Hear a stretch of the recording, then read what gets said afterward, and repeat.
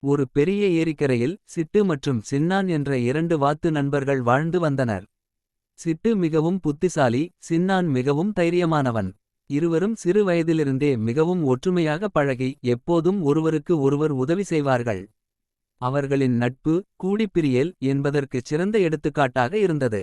இதன் பொருள் நல்லவரோடு நட்பு செய்து பழகி பின்னர் அவர்களை ஒருபோதும் விட்டுப் பிரியாதே என்பதாகும். ஒருமுறை சிட்டு ஒரு புதிய குயில் நண்பனைச் சந்தித்தது. அந்த குயிலுக்கு பெயர் கோகுல். கோகுல் பார்ப்பதற்கு அழகாக பேசினான், ஆனால் அவன் அவ்வளவு நல்ல குணம் கொண்டவன் அல்ல. கோகுல் சிட்டுவிடம், சிட்டு, நீ சின்னானோடு ஏன் பழகுகிறாய்? அவன் மிகவும் சாதாரண வாத்து. நான் எவ்வளவு வேகமாகவும் அழகாகவும் பறக்கிறேன் பார். நீயும் என்னைப் போல புத்திசாலி. உனக்கு சின்னான் தேவையில்லை. என்னோடு மட்டும் பழகு, நான் உனக்கு நிறைய புதிய இடங்களைக் காட்டுவேன் என்று சின்னானைப் பற்றி இழிவாக பேசினான். சிட்டு ஒரு கணம் யோசித்தது. கோகுல் சொல்வது சரிதானோ? நான் ஏன் சின்னானோடு இருக்க வேண்டும் என்று நினைத்தது.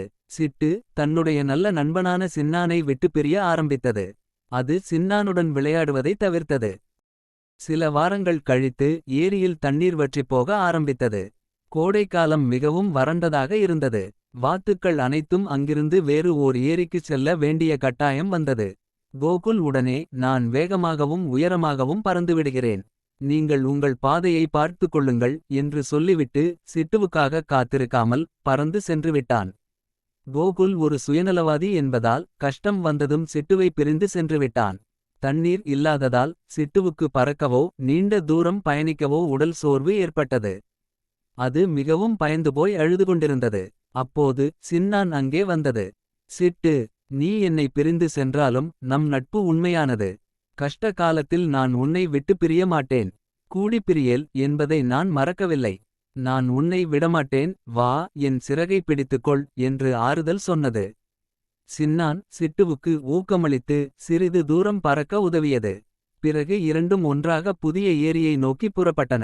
அவை இரண்டும் கஷ்டத்தை பகிர்ந்து கொண்டு பத்திரமாக புதிய ஏரியை சென்றடைந்தன.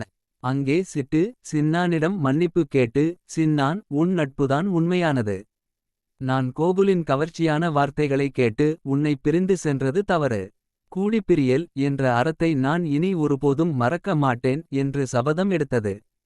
நீதி என்னவென்றால், உண்மையான நல்ல நண்பர்கள் மட்டுமே நாம் கஷ்டப்படும்போது நம்மோடு துணை நிற்பார்கள். ஆகவே நல்ல நண்பர்களைச் சேர்ந்து பழகி எந்தக் காரணத்திற்காகவும் அவர்களை விட்டுப் பிரியக் கூடாது.